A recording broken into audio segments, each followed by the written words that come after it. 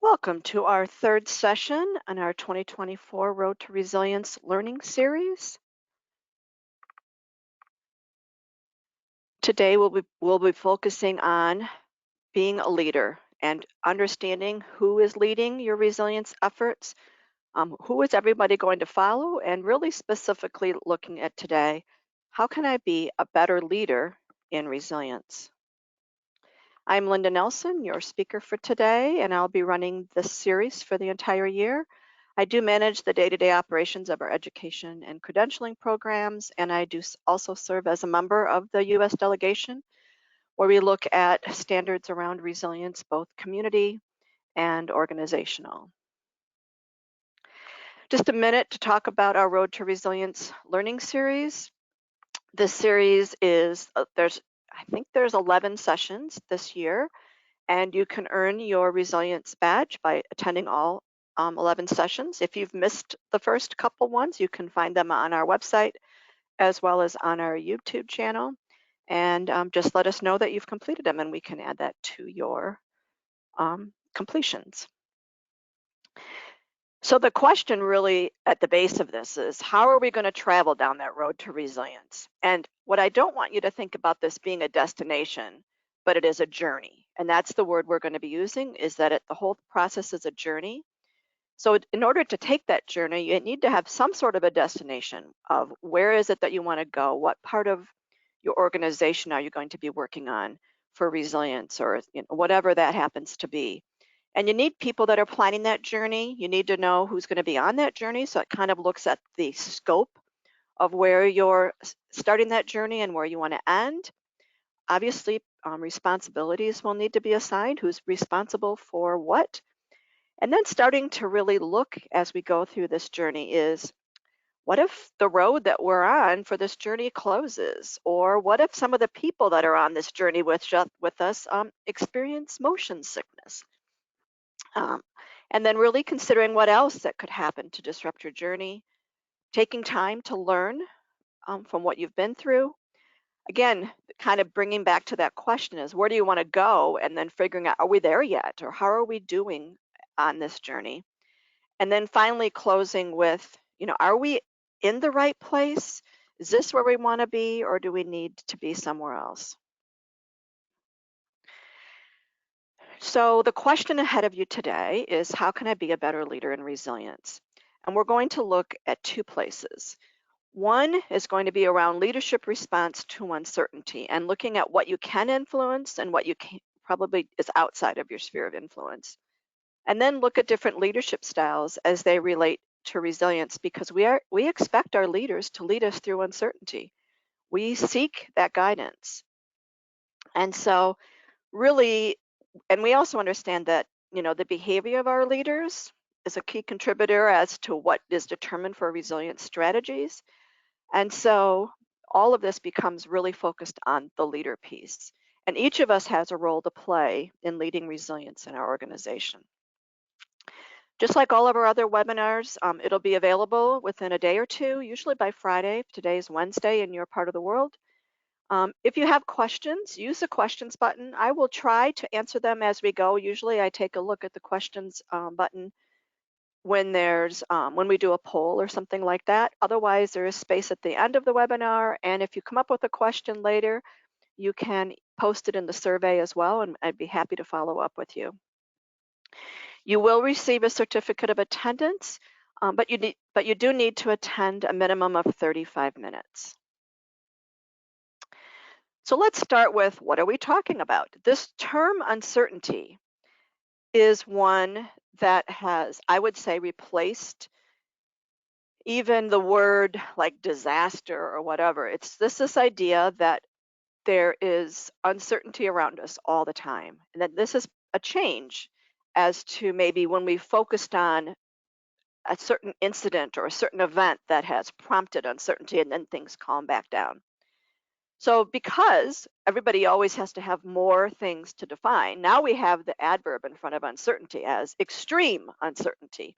And I don't really care what word you use, but this idea that we have to manage change, and change is the driver of all uncertainty. And the types of things that make things very extreme is when you see things happening that are a novelty, like our superstorms that are happening, um, things like the pandemic, obviously, even having disruption of wars in different parts of the world, as well as, I would assume if you're on the East Coast of the United States, and if your organization has anything to do with shipping, or you have goods that you're waiting for, the bridge collapsing on our East Coast is in Baltimore. There is a big deal. It's a big port, and so that's a novelty. It's a short, it's something that's going to take a while to repair, but also the magnitude of whatever is happening. And so this magnitude, one of the, how broad is it? Is it impacting just us? Is it impacting everybody in our area? Is it impacting everyone in our industry? What does that magnitude look like? And then looking at the duration, one of the things that I think that really came out of the pandemic was the fact that the duration of that event, we all had to change how we lived our lives. And if that duration had been short, few months, we would have all gone back to the way we were before. But because it went on for a couple of years and is still impacting some parts of the world, that duration meant that people had to change how they lived and how they worked. And that is really what we're living through now, is the impact of the pandemic in years, because things are rolling out to have an impact. I have I'll leave that, but that duration piece. Sometimes you really forget about the importance of duration. And then finally, the fact that we're living during times of constant change. And those are the two key things we're going to talk about today. This idea of how do we live in this new world with constant change, and how do we live in a world where things are not certain anymore, where it can change anytime. And like I said, the COVID crisis just changed how leaders need to lead. It has changed how we work. It has changed how our organizations operate. It has changed, hopefully for most of you, how management is structured, and all of this being adapted in order to ensure that your organization is sustainable and you can take advantage of new opportunities, not just get through it, but to take advantage of it.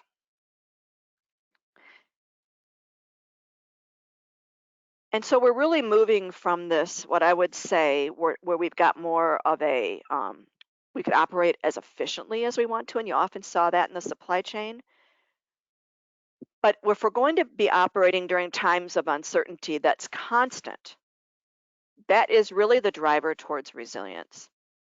And the reality is that over the past many, or I would say most business leaders have made choices in the past decades that have traded being resilient for that perceived interest in shareholder value. And I always use supply chain, or even where you locate your manufacturing plant, or wherever these things are. We have gone for the best financial deal, not necessarily the best overall deal that makes your organization stronger.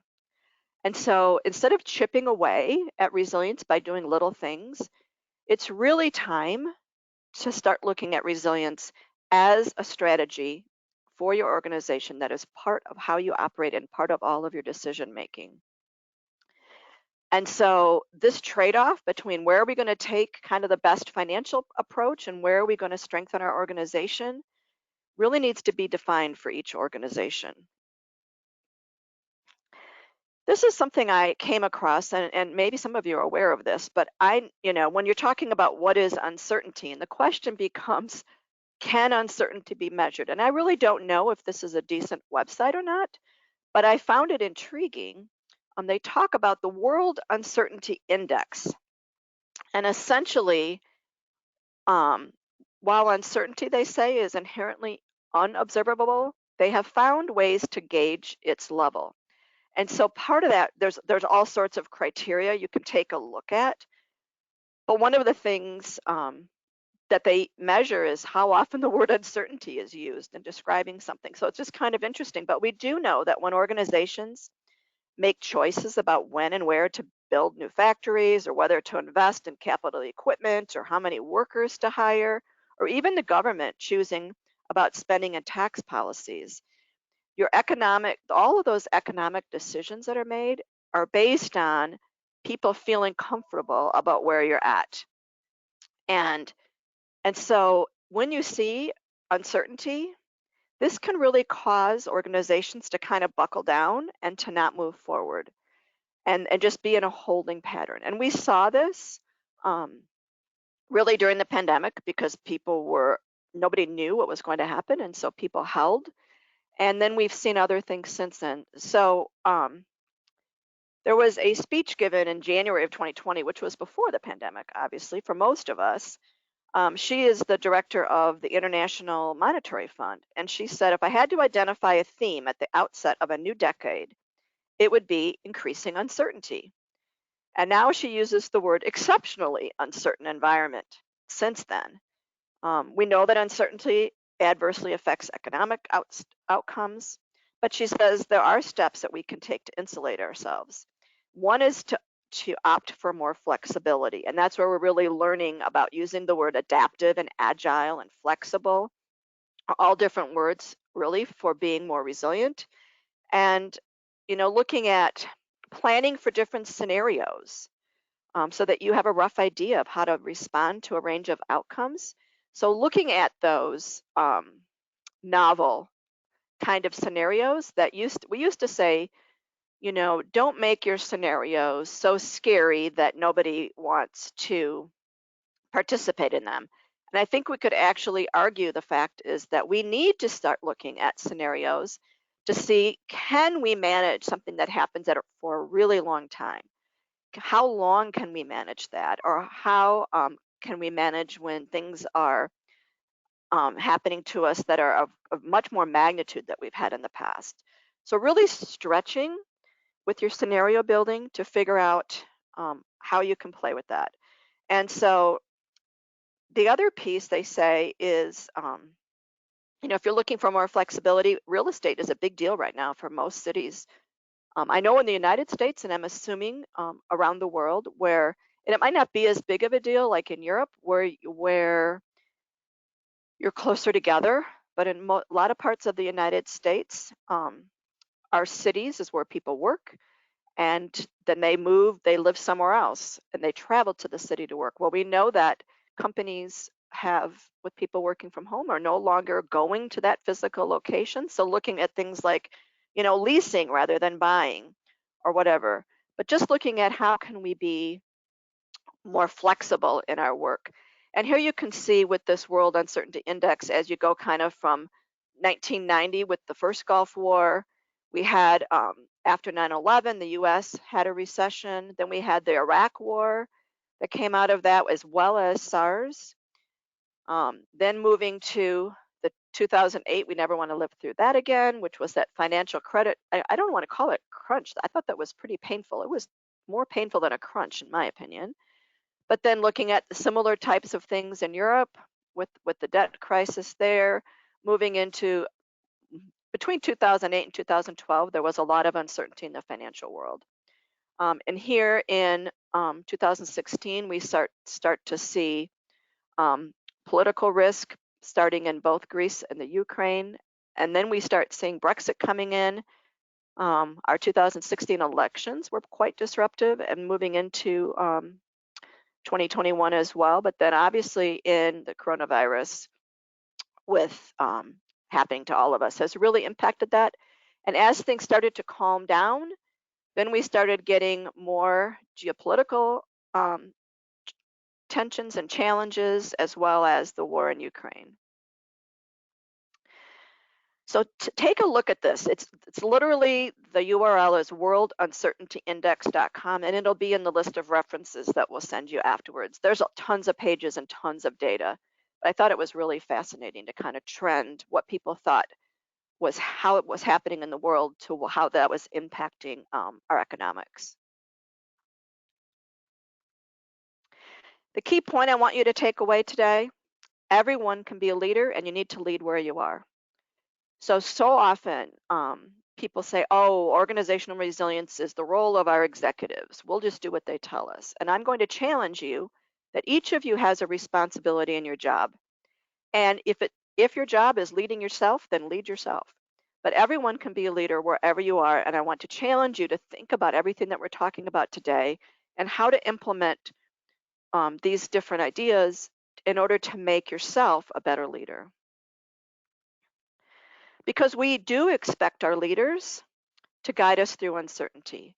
And we know that we don't have a lot of control over the external competitive environment. We can't stop people from competing with our business, but leaders have an astonishing amount of influence over your internal performance environment. Things like employee engagement, you've heard me talk about that before, the morale of your employees, and all of that tied to the productivity. And so it really is important that leaders help their people flourish during these difficult times. I know as an employer, I have had to be way more flexible in managing the morale side of the workforce due to just being more aware of employees' personal challenges and just managing through kind of the post-COVID emotional toil that people are still experiencing, and a lot of people haven't fully recovered from. And so we want to make sure that our leaders are able to guide us. And so the question really on the table becomes, how do you lead when there's so much volatility? And that volatility itself can be potentially debilitating to the members of your organization, or just in leading you and your team. So we've got some recommendations.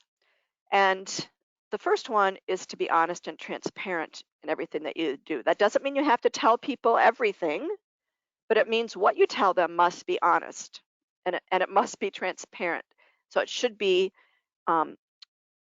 open to everyone, because transparency really engineers confidence, and so does honesty. If you're not open, I often think about this in a family. So all the kids know something is up, but the parents aren't saying anything, but they can sense that there's something not quite right. And so you start going through all of these things. Are they going to get divorced? Is somebody sick? Are we going to have to move? I mean, the ideas and the panic that sets in becomes very tangible. And so as a leader, you need to make sure that you share information that you can to help resolve some of that anxiety and stress, because the fear of the unknown is worse than the fear of the known. As soon as people can put something to what's happening, then they can start to make decisions and prepare themselves. When it's not known, the anxiety just increases and increases and increases. So only you can decide how much you should be sharing about what's going on, but you do need to give people context as to what that is. And I'm going to just say change. I mean, everybody's afraid of change, and it's something we all have to learn to live with. So helping the people that you work with to understand what that change is going to be, what you think it's going to be, and putting that into some kind of a context is really, really important, because if you don't do so, they're going to misinterpret things, and they're not going to understand what's happening, and it's just going to get worse and worse and worse. And that's where you start to have people not trusting you because you're not communicating with them. And so you really need to over communicate when there's these challenges. And I know that even at the beginning of the pandemic, people said, oh yeah, we're communicating. But as time went on, those communications sometimes became exhausting too. So it's just this whole idea of being honest and transparent. We're not trying to buffer reality.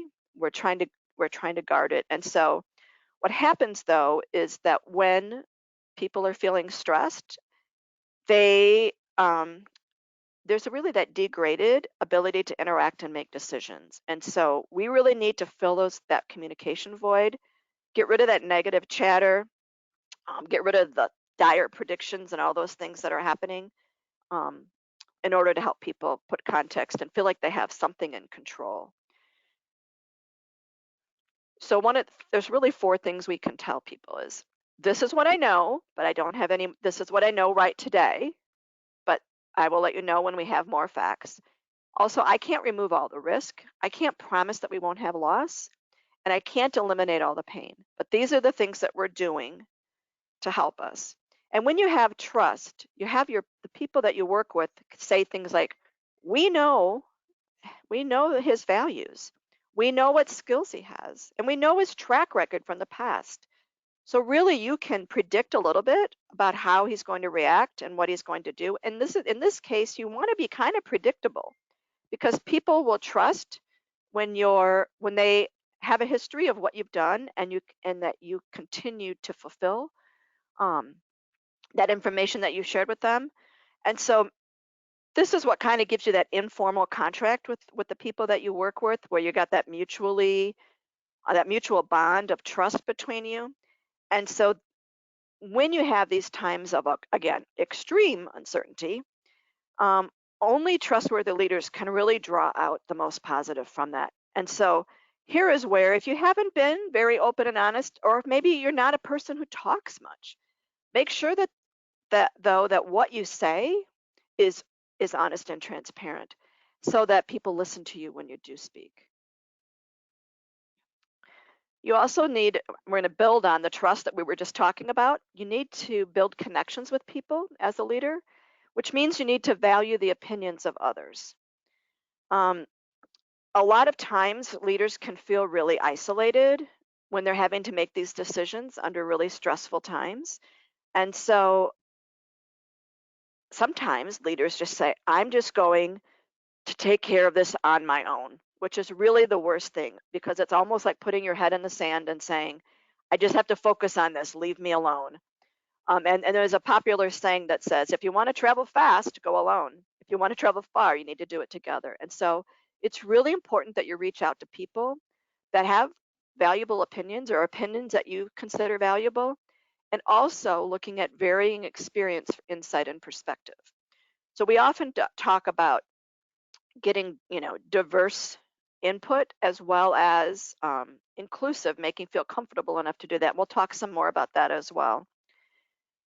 But so in order to do that, people have to feel safe sharing information with you and trusting you, um, because people aren't going to share if they don't trust you. And so you need to make sure that you've created a space for differences of opinion. And then be open to hearing from those with a different approach or thinking from yours instead of saying, no, we're just going to continue with the way we've been doing it. And then finally, being observant enough to notice where people disconnect and give them space to do so when they feel overwhelmed.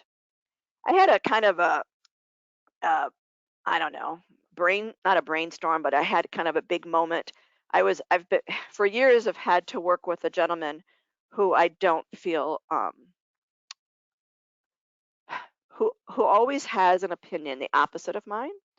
And generally speaking, his opinions can become disruptive to us getting something accomplished. But I have to work with him. And so what I learned the past few months is when he says things that I consider kind of inflammatory or disruptive, um, I ask him to explain. I make him talk about it versus just sitting there and watching everybody panic. And then what I tried to do is after we've shared something, I'll go right to him and say, "Tell me, what do you think the downside of this might be?" So now I've got control over somebody who's disruptive, but I'm also creating a space for differences of opinion. So making sure that I'm still in control so he's not just disrupting and destroying whatever we're doing, but I'm putting his disruption in a box and allowing him to speak. And honestly, I had an event like this about 4 or 5 weeks ago, and I found myself listening better to what he was saying. And actually, I didn't agree with how he said it, but I ended up agreeing with what he said. And it actually turned my thinking 180 degrees as to the approach that we were taking. And so this was a big eye opener for me. Was instead of ignoring him, to figure out a way to to hear him in a way that showed that I valued his opinions, but also putting it in context so that it wasn't disruptive. I love this picture. I think this is like the greatest picture ever. To resist perfectionism. Um, when you have a complex environment, it is very hard because your scope of work is continually shifting. And if you're striving for perfection, it's going to be feeling somewhat futile. So rather than perfection, you should be shooting for progress and anticipate mistakes and recognize your ability to constantly course correct when such situations arise. And this is why, when you look at this, I hear using an iterative or agile approach to all your work. So instead of waiting till your whole project is done and it's tied up in a neat bow, start shooting for progress. Start sending out what the information that you have in case you need to change course, because what you were doing, now we've had changes and we need to modify our direction. Instead of packaging it all up, let's package it in little pieces and use what we have. It's really hard to let go of perfectionism. So recognize your own core fears of triggering traits, like this is my project and it's going to be perfect. It's hard to put that aside. Or even this fear of making the wrong decision. um, Making no decision is the wrong thing.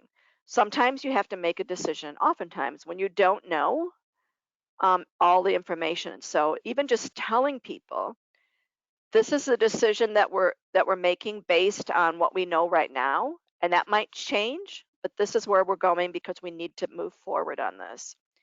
And so when you try to let go of some of those fears, it allows you to ease off on that perfectionism. It allows you to accept your mistakes as well, just being a little kinder to yourself and saying, this is what I know right now, this is how we're moving ahead. And as new information comes in, going back and communicating with people and find out what they think, and find out, where should we go next, and doing that using that kind of that collaborative approach becomes really important, which really ties us in to being able to stay open to possibilities and opportunities. We often talk, people talk about opportunity risk and all that sort of thing. But we need to stay open and see that, okay, this is what we think is happening. Well, how can we make the best of that? And so embrace change. Instead of being afraid of change, I just remember my dad. He was, oh no, I can't do that. No, no, no. His first word, whenever I would suggest anything to me, no, no, no, I can't do that. And I would have to just give him these little tiny baby steps, and all of a sudden we were where I wanted to be, and he didn't even notice it. So being able to teach people as well as yourself to embrace change as an opportunity, to really look at, okay, what opportunity now, maybe we have can adjust our vision and our strategy. We can enhance some of the processes that weren't there before. All of a sudden there might be some new markets as opportunities, or where we could get greater profitability, and then seeing that as a transformation process as part of your learning and evolving. One of the things, I spoke at a conference in Canada a couple of years ago, and it was kind of 50% government and 50% private sector. And I asked people, to share experiences about what they had learned during the pandemic, and how and what processes they had found that had improved. And people were really excited about it. And then I asked, how many of those processes have you been able to share now that you're kind of back to normal working environment?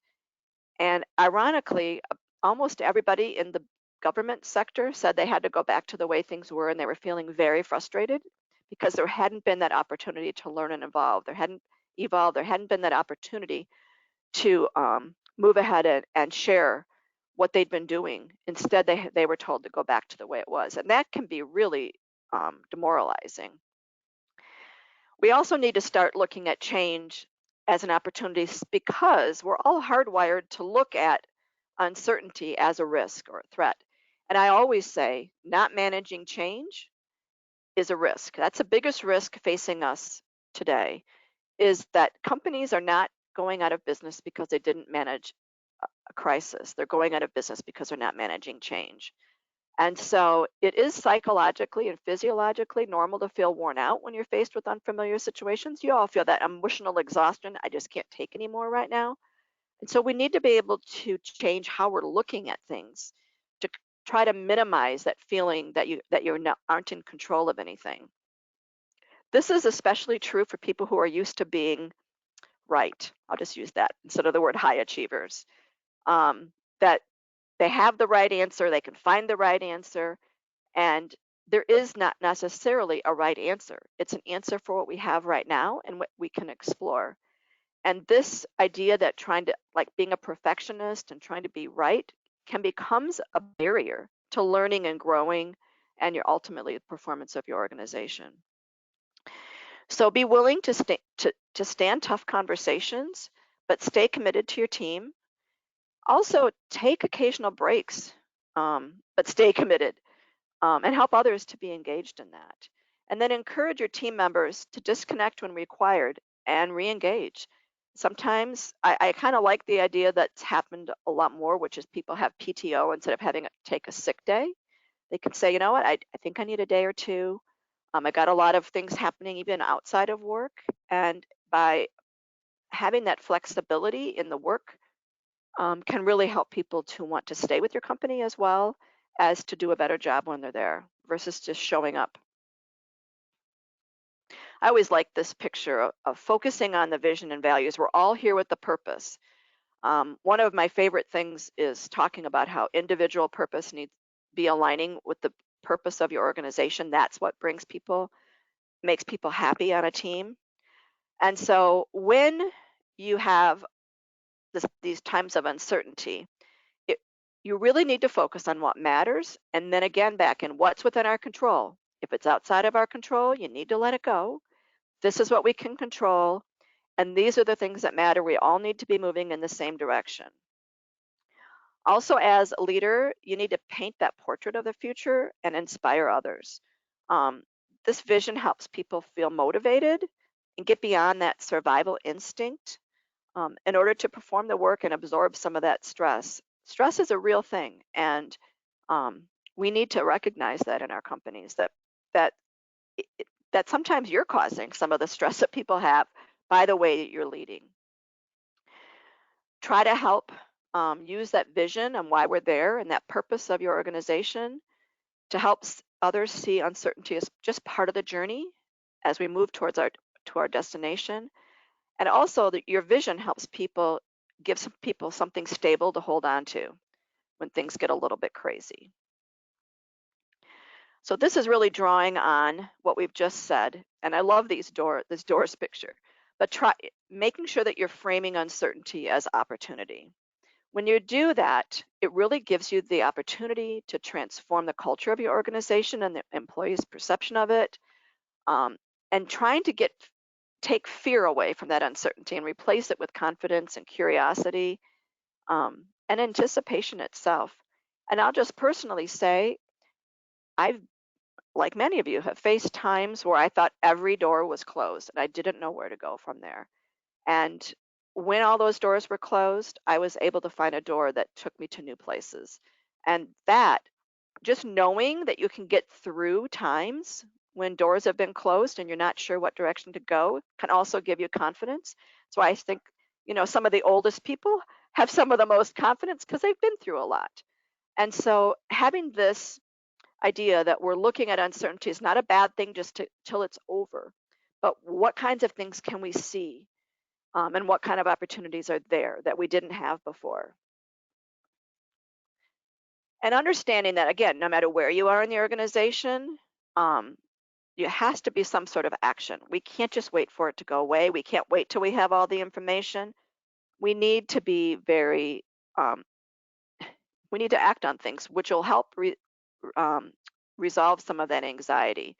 So what is it that we can do and immediately, and how can it make that decisive decisions to move forward?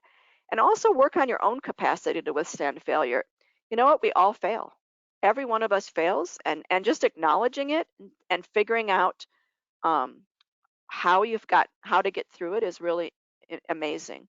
One of my kids works for a company who's it's a huge company, global, and at the same time every week he gives a 15-minute talk to everyone, and he shares things about the organization, but a lot of them are personal anecdotes of what he's learned. And he shares places when he's failed and how he was able to try again and move forward. And and my daughter said that people miss it they've recorded it, that everybody watches it, and you hear people in the company talking to each other about what he shared that week. And they're all learning from his failures. So even having the bravery to share, some of the times where you've messed up and then how you've recovered from that can help others as well. So your job as a leader is to provide internal stability and find ways to create confidence with your people.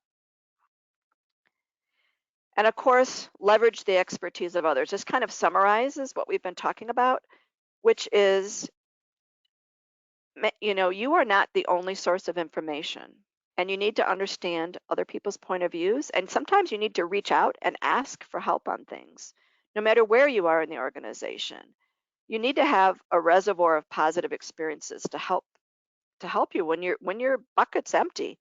Even if just to learn from others and to reach out when you feel that you're at a place that you don't know how to get out of.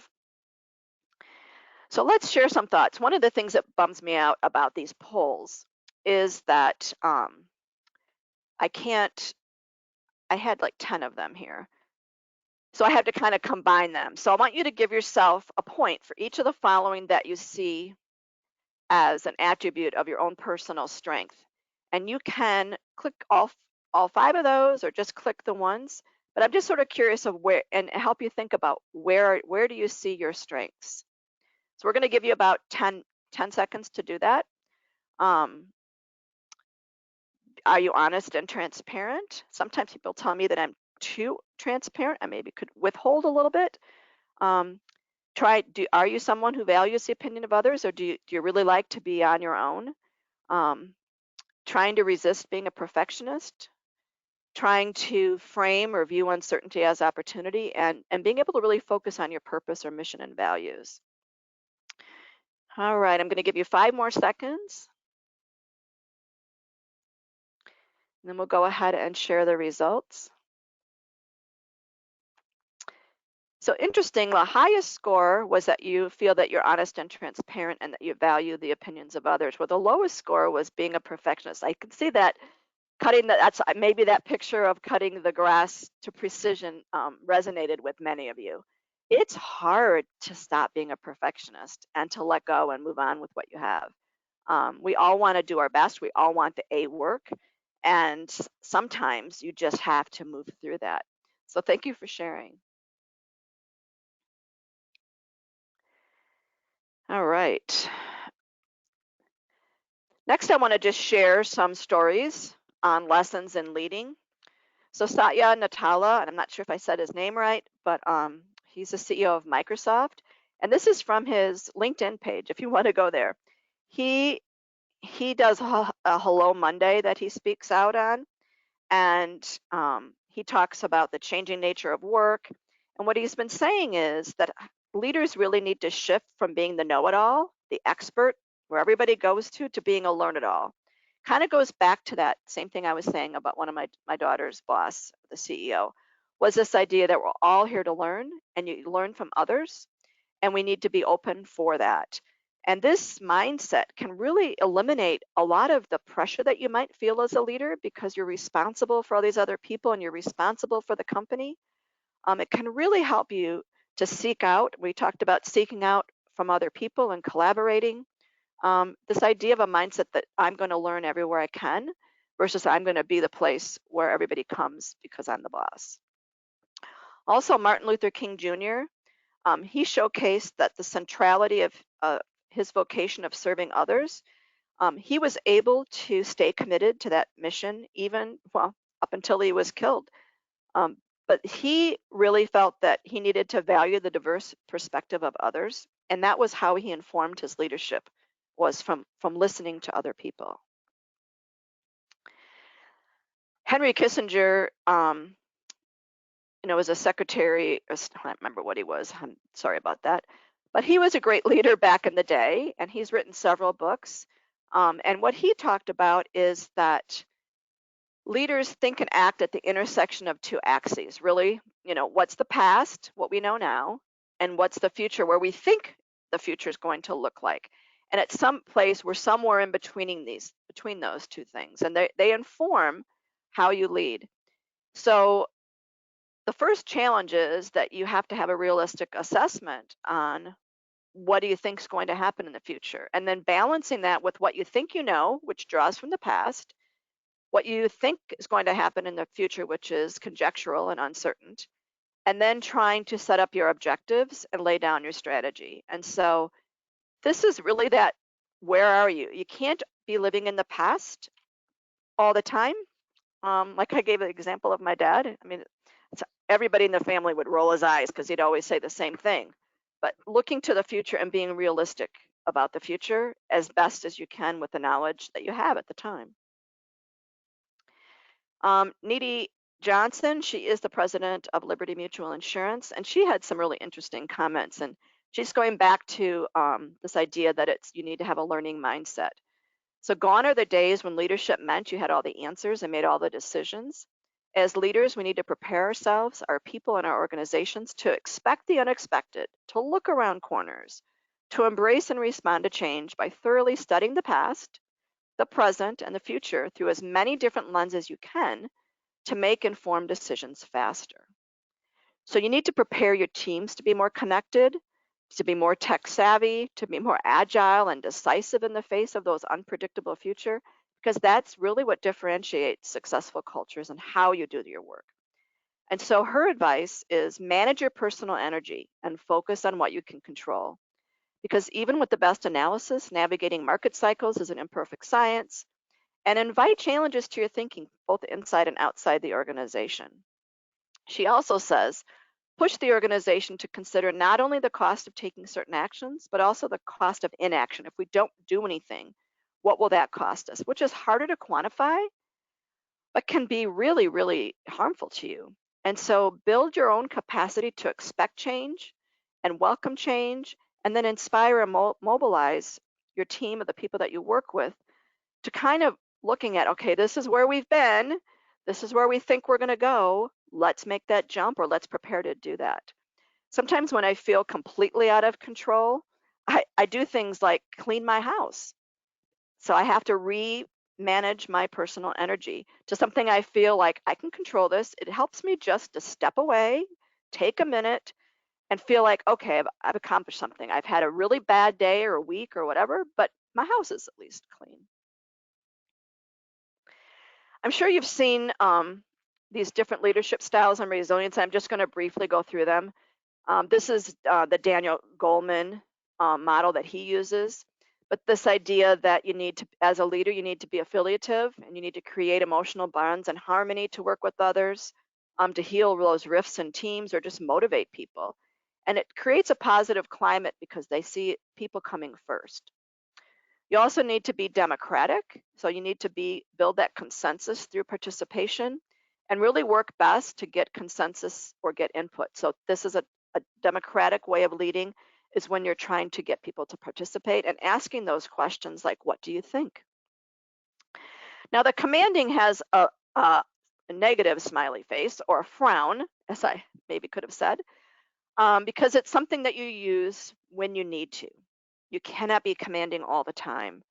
When you need to demand complete compliance, when you're working in a crisis and working with difficult people, sometimes people just need to do what they're told. And I found that even as a parent, I needed to save that time for when I really needed it and I really needed people to listen, because if you use it all the time, they will not listen to you and you will not get respect from that.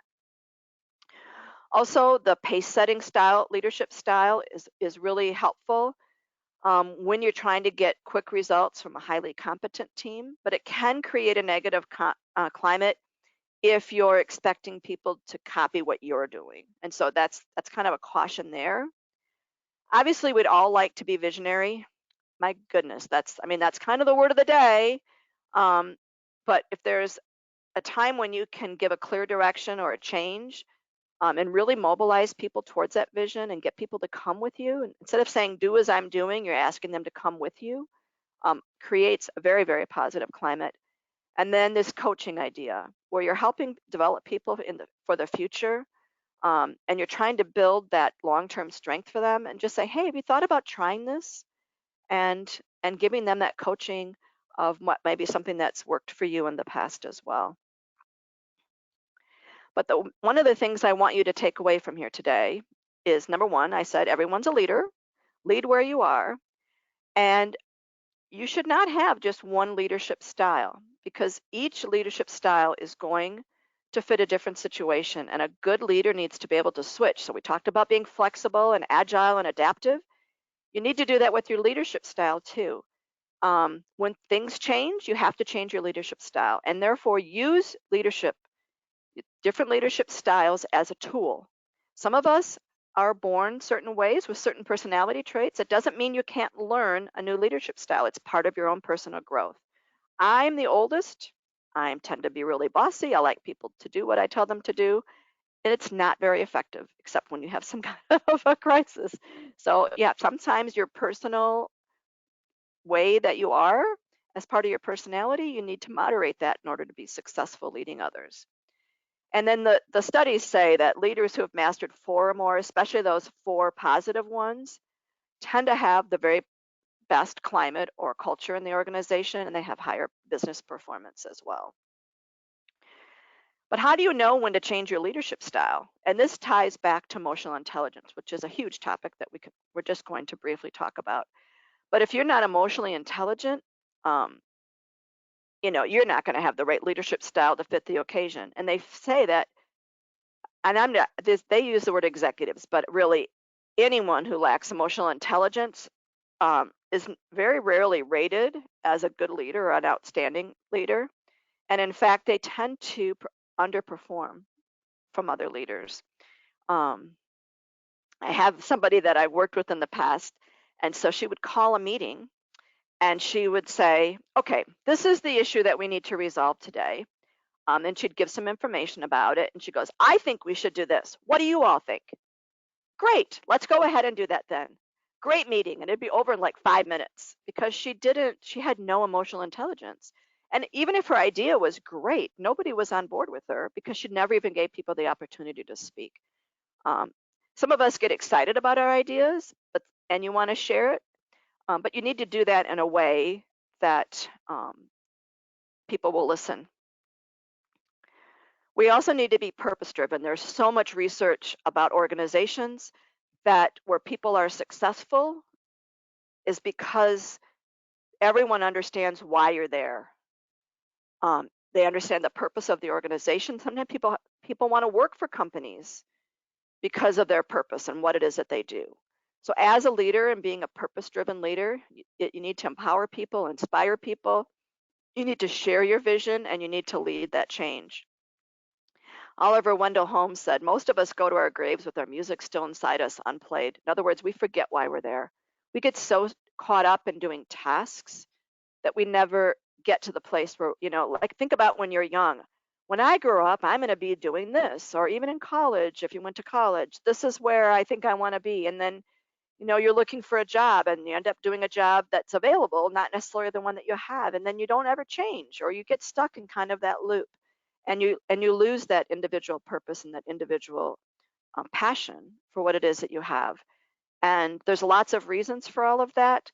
But just understanding that you need to be purposeful in your leadership. And you can't lead if you don't know where you're going. And so again, this purpose-driven leadership is a huge topic. We're just going to look at it very briefly. You need to make sure that two different forms of purpose, both the organizational and the individual purpose, are connected and mutually reinforcing. And this should be part of your hiring, your feedback and your incentives, and really trying to learn how to match individuals to jobs that they'll find most fulfilling. I know that a friend of mine's worked at the same company. Well, and it was her first job out of college, and she's getting ready to retire. And I'm like, why did you stay there? And she goes, well, every time I got bored with my job, they would ask me, well, where would you like to work in the company? And we can make that happen because they didn't want to lose her. And she liked working there. So this idea that as her individual purpose changed, she was able to support the organization's purpose in a different way by going and learning a little bit different things about the company. But you need to help your employees understand their own purpose. Some people don't know. And then just help them to understand, what their role is in the organization and how important that they are. So the more open and empathetic you can be, this helps you to build some of that trust and helps people to meet their purpose at work. I'm going to kind of jump through this adaptive leader. We have talked about it before, and it kind of summarizes all the other leadership pieces. You need to be emotionally intelligent. You need to be open and honest. So this, like I said, it's kind of summarizing the things that we've talked about. You must be willing to innovate and experiment and try new things. You should be able to admit mistakes. Stop when things aren't working, try something new, and try to anticipate challenges that are going to be ahead. What might be the root cause so we know to try to fix that root cause, and try to be open to feedback when you're making your decisions and nimble enough to shift direction when that's needed. There's kind of historically, there's been two adaptive leaders that have been, or two leaders that have been designated as the adaptive ones. I'm sure there's many more. But one of the things, Abraham Lincoln, way back in his early days, he appointed rivals in his cabinet. And he was always open to debate and criticism. And I live in Illinois in the United States, and Illinois, that's the home of Lincoln. And so he's a popular figure from way back when. But he did things that, oftentimes presidents would never do. Having an open door policy, inviting citizens in to discuss their challenges. And that attentive ear that he had and that natural empathy helped him to earn the respect of everyone. Except, of course, the person that killed him. Sorry, that was not a funny joke. And then we have General George Patton, which some people like and some people didn't like. But one of the reasons he gained respect as a leader is because he solicited input from his team. He was always looking ahead, and he's kind of the one that coined the phrase, we need to have a backup plan. If that doesn't work, what are we going to do? If that doesn't work, what are we going to do? So he was kind of the stereotype of having a backup plan to just about everything. When we talk about being inclusive, the main thing is, I'm not talking specifically here about diversity, equity, inclusion, although that is very important. I'm talking about being inclusive to everyone that you work with, because everyone matters. Everyone should have a voice.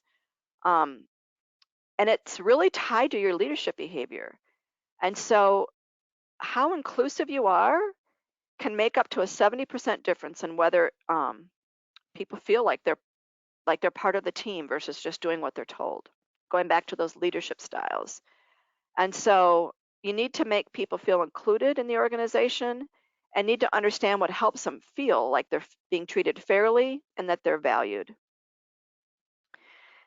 One of the things that you can do to help with that is by employing practices like mentoring, inclusive leadership, and the justice side of it, just where everybody is fair and they have the ability to do that. Going back to what we talked about, being participant in your decision making, being able to listen to a broad set of ideas, making sure that you're building your team to foster that trust and collaboration, and having that healthy conflict becomes really important, because if you're not inclusive, someone who disagrees with you is not going to share. So these two things become very, like, the reasons why people feel able to say things that maybe the leader doesn't want to hear is because they've built that trust over time and willingness to listen to people whose opinions might be different than theirs. And this idea of fairness, treating everyone fairly, whether it's allocating resources that you need to do your job or how you make decisions, really, really important to do that. As you look at your organization, there should be systems in place to help with being included. So, as an individual, do you feel included in your company? How about your peers and your team members? How about your leaders? What kinds of things are they doing to make people feel included? And then what are those formal organizational systems? So you have to have a collective identity for your organization that drives back to your purpose, that everybody's there for that purpose, that you have a meritocracy so that you have that fairness piece, that you're doing things consistently when you're making personnel decisions and merit-based awards, and that everyone has equal access to those resources. To be inclusive, you're hearing me repeat this a couple of times because it's really important. You need to seek missing perspectives, and you need to encourage people to speak up. This is hard. Sometimes I feel like saying, just let me do my job and quit interrupting, but my job is only as good as what I listen to others about. And This idea of a shared leadership model, really moving from having that leader at the top to having leadership distributed all over your organization. And as we've become more knowledge intensive, you can't know everything. We can't rely on one person to lead us. We can rely on one person to lead lots of other people who are also leading, because as long as there's collaboration, you've got that information. So we need to move away from that single-minded focus for these heroic leaders and really look at helping everybody to lead where they are and to grow their skills. We also know that you need to use this when you have a difficult problem to solve, where it's about having those interdependent and coordinated leader practices distributed. And so also looking at when you have group members having different capabilities, they could produce something that one or two leaders would not be able to produce. Also, this idea that we have a shared set of practices that can and should be enacted by all people. So we're there with a purpose. We know what's expected of us, and everybody's supposed to be following in that same direction, even to help us get there. Its leadership needs to be a multi-directional group process rather than just led by a few people.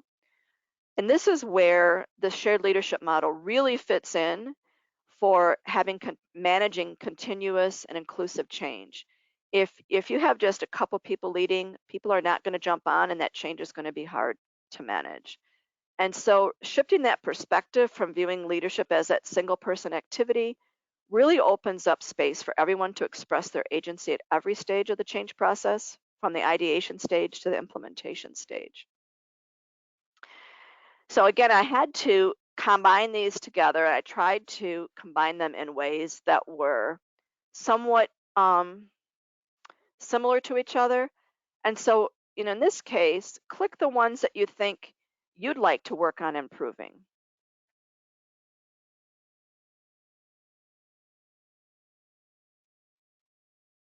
And I'm going to give you about 10 seconds.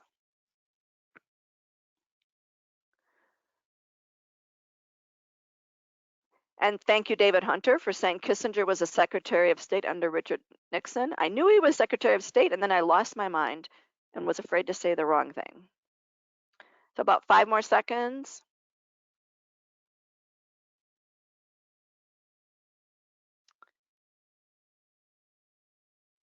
All right, let me share that. So the biggest piece was to be a better coach and visionary. And I think that's a really good goal to have, because if we're trying to look forward and we're trying to manage change in all these different times, we really need to be looking at what can we learn from each other? What can I share with my learning? And how can I be more visionary? Also, the pace setting and commanding. So here's me. That would be something I'm trying to avoid, because I find that's my natural piece to be commanding. But I like to see that people are acknowledging that pace setting piece. And some of you don't feel like you can speak up. And so being able to increase that, improve and strengthen that part of your leadership style is also really important. Thank you for sharing. That's interesting.